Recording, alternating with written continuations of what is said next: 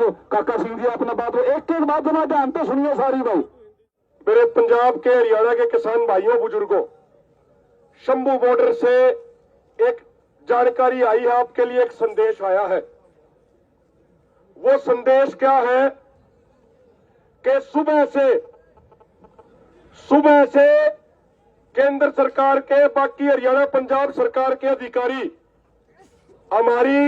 हमारे नेताओं से, हमारी लीडरशिप से वे बातचीत करने का प्रयास कर रहे थे। अपने नेताओं ने कह दिया कि भाई केंद्र सरकार से इस माहौल में बातचीत नहीं हो सकती। एक तरफ आप हमारे लोगों को ऊपर लठ चला रहे हो, गोली चला रहे हो, आंसू गैस के गोले छोड़ रहे हो। पहले इन चीजों ने बंद कराओ तो सरकार के साथ बातचीत करेंगे, ना तो बिल्कुल नहीं करेंगे, पहली बात। दूसरी बात यह कही है कि अब आपको चर्चा नहीं करेंगे भाई। 2 मीटिंगों में 5-5 घंटे की चर्चा बहुत होली। सरकार अगर बातचीत करना चाहे है तो लिखित आदेश लेकर आओ हमारी मांगों के ऊपर।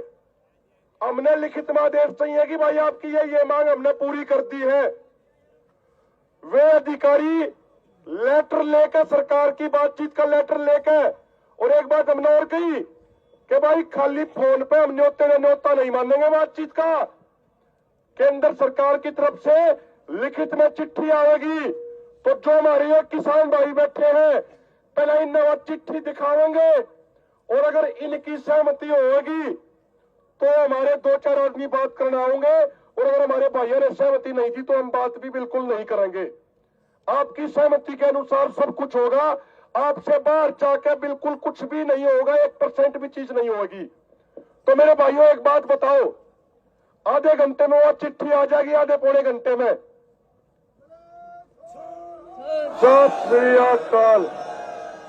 एक चीज बताओ आप सारे ईमानदारी से, और उसमें एक बात और कही है। जगजीत सिंह डल्लेवाल जी, पंदेर साहब का और हरियाणा के तमाम साथियों का मैसेज आया है।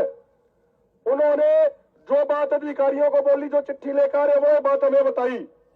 उनने एक बात कही थी सरकार को, अधिकारियों को कहा कि सरकार को जाकर स्पष्ट कह दियो, या तो हमारी बात मानने की नोटिफिकेशन लेकर मीटिंग में आवे।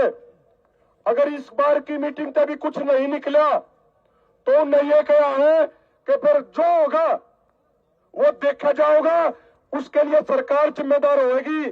फिर 1 सेकंड का भी इंतजार करे बिना, 1 सेकंड का भी इंतजार करे बिना दोनों मोर्चा पे सारे लोग आगे बढ़ेंगे, चाहे गोली चालो चाहे कुछ भी हो।